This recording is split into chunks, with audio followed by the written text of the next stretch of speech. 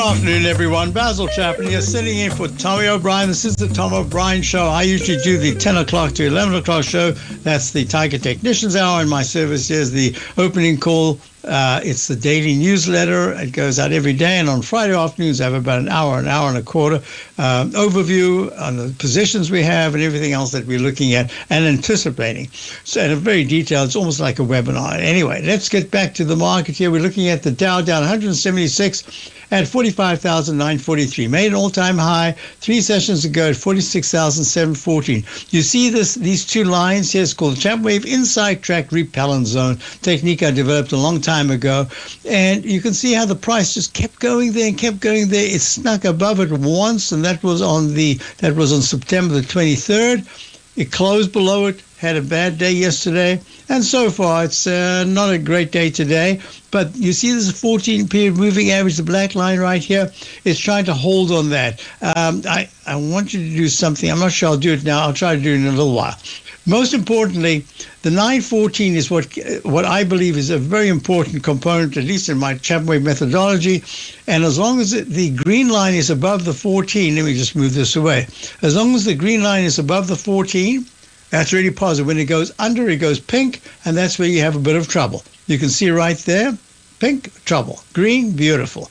So what we're looking at, look at the weekly chart. The weekly chart, here's the Chapman Wave Inside Track Repellent Zone. We've gone into it a number of times on a weekly basis. It basically starts over there, and over there is the beginning of July. So it's been going on for many weeks.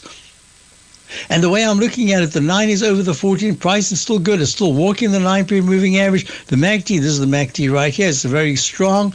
The 200-period moving average is still rising. Stochastics at 92%, over 80% is good. Over 90 is great. And 92% is what you want to see in a bull phase. And on the stochastic, this on-balance volume, the blue line, it's a little bit overbought. And the monthly chart, we don't have to go into that. We've still got a couple of days to go to end the month, but so far, it's all very good. Let's go to the S&P. So we've been long since April. We've still got a long position, 3 times long, the Dow. But most importantly, today, we went short only based on this Chapman Wave peak D. At D, the fourth highest peak, other things can happen. And on this inside track repellent zone.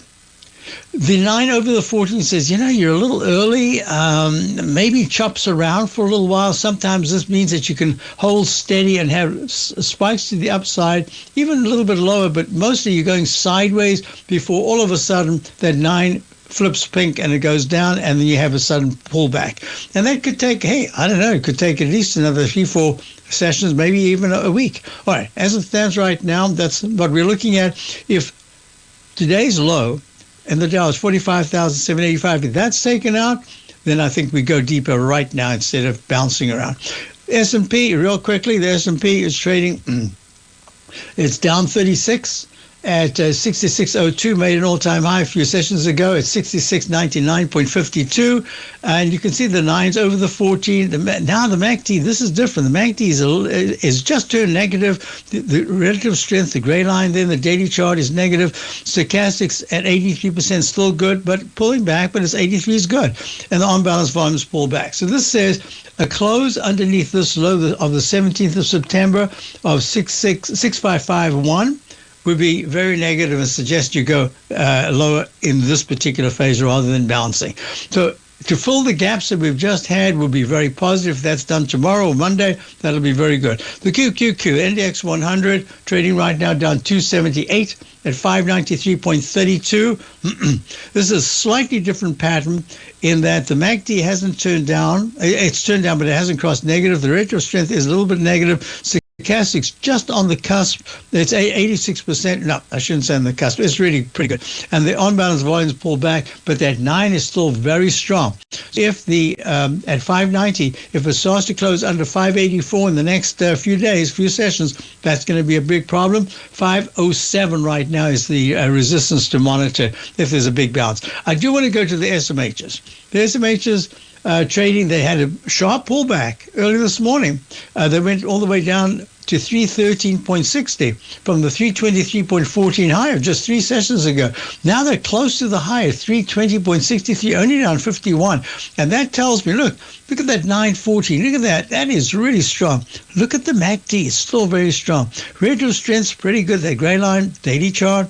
And the stochastics at 91% fabulous, on balance volume. So all of this says to me it's going to be a process, and that I'm probably a little bit early. We wanted this also as just to have some insurance to all our long positions, having a short position, a small one. We'll see what happens next. I do want to go to gold. Gold right now is up 17 at 37.85. I made a peak that high right there. I didn't type it in because it's a continuous contract and it gets smoothed out. 3824.6. That's the high that was made through all-time high. Peak E right there. But look at that, 9 over the 14. MACD is good. Relative strength is pretty good. Stochastics at 88%. On-balance volume is good. So we're keeping our gold position, what we've got left right now. I don't want to do anything with it. Leg D in the weekly chart. And look at that monthly chart. Look at that resistance. This could become a repellent zone. I'm just going to draw it in right here. While we're doing it, we'll do it. No, I'll do it later on. I don't want to waste time. So this is a repellent zone. We'll see whether or not it can break above it, meaning it goes towards the 38.90 to 38, almost the 39 area, maybe even 4,000. I don't know. Might have a bit of trouble getting there. Look at Bitcoin. Been warning for a while now that we had made that double top at the 125,200 level back on August the 14th. And even though we are long, we have some long position left in the IBIT, the iShares. This is the dreaded H pattern that in the Chapman wave methodology, I look at 3 core patterns: straight up, straight down, cup formation, arch formation, maybe a mix of the 1 and 2 or 1 and 3. In this case, 1 and 3 says the dreaded H, because if it rallies and then takes out this left side low, it can go quite a bit lower. We'll see what happens. You know, when you there's no guarantee with these things. And look what happened this afternoon. Look at this. This is the E-mini. Look at that double bottom. And my rule of thumb with the H pattern, looks like an H pattern, is if it fails at a peak B and takes out the left side low, it has 2 bars in which to close above the left side low, and then the challenge is to close above the arch high. That's going to be a little difficult to do. It's kind of stalling right now, but isn't that a fascinating pattern? And that's live. I just wanted to show you that these things don't have to wait for history to work. They can happen live. I'll be back in a few minutes. Basil Chapman sitting in for Tommy O'Brien, and at the half hour, we will have Tim Ward. I'm sure you want to hear what he has to say. I'll be back in a moment. The Dow is down 187, S&P down 35.